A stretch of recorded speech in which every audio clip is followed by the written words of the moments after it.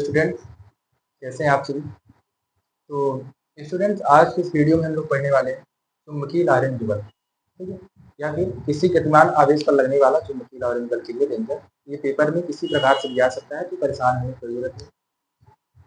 ये क्वेश्चन है चुंबकीय लहरें बल क्या होता है, लिखिए। एवं वो ऑब्जेक्टिव टाइप में भी आ सकता है कि चुंबकीय लहरें बल का सूत्र लिखिए, किसी प्रकार से भी आ सकता है। तो आज की इस वीडियो में हम इसका अच्छे से पढ़ने वाले हैं। तो सबसे पहले देखते हैं कि चुंबकीय लहरें बल क्या होता है। तो जब कोई आवेशित कण किसी चुंबकीय क्षेत्र में गति करता है तो इसमें एक बल कार्य करता है। क्या कार्य करता है? बल। उसी बल को हम क्या कहते हैं? चुंबकीय लहरें बल कहते हैं। जब कोई आवेशित कण किसी चुंबकीय क्षेत्र में गति करता है उस पर एक बल कार्य करता है जिसे चुंबकीय लहरें बल कहते हैं। ठीक है, जैसे ये चुंबकीय क्षेत्र मान लीजिए हो गया, ये हमारा हो गया चुंबकीय क्षेत्र। इसमें ये कोई कण हो गया, है ना, यहाँ पास हमने कण रख दिया। ठीक है, इस कण पर लगने वाला बल क्या कहलाएगा? लॉरेंस बल कहलाएगा। ठीक है, तो इसमें एक चीज हमें इसमें ये ध्यान रखनी है कि इसे में लगने वाला बल, इस कण में लगने वाला बल निम्न बातों पर डिपेंड होता है। कौन सी? जैसे पहला होता है आवेशित कण चुंबकीय क्षेत्र में, हाँ, उस आवेशित कण पर लगने वाला जो बल होता है वह आवेश के क्या होता है? समानुपाती होता है। ठीक है, आवेशित कण लगने, उस आवेशित कण जो होता है उसमें चुंबकीय क्षेत्र में जो आवेशित कण होता है उसमें जो एक बल कार्य करता है गति करते समय, वो जो बल होता है वो आवेश के समानुपाती होता है। यहाँ पास क्यों क्या होता है? क्यों क्या है? क्यों आवेश। क्यों आवेश मीन्स इसका मतलब क्या होगा?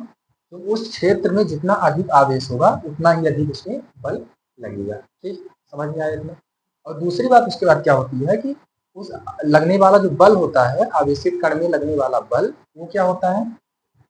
वेग के अनुक्रमानुपाती होता है। वेग क्या है? v को हम किससे डिनोट करें? वेग।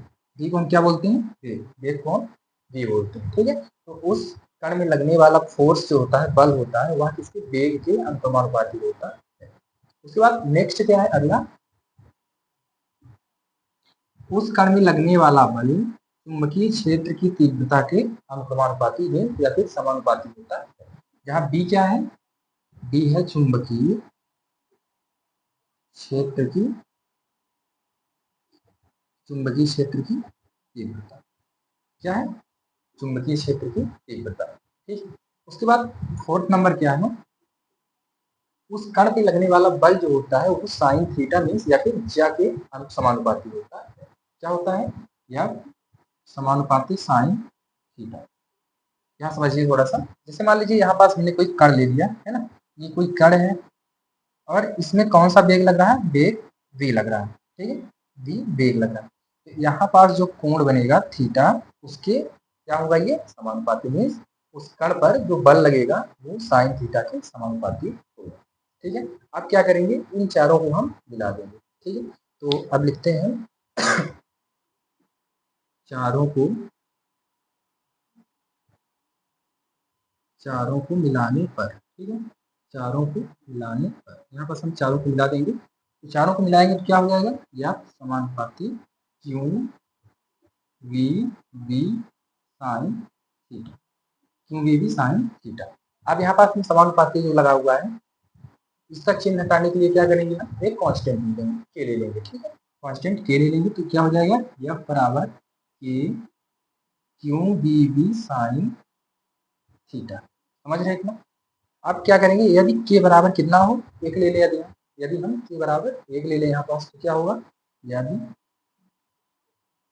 के बराबर एक, यदि के बराबर एक हो जाएगा तो क्या होगा? हो जाएगा एफ बराबर एक, यहाँ पास एक से मल्टीप्लाई होगा तो वही आएगा, सेम कितना है।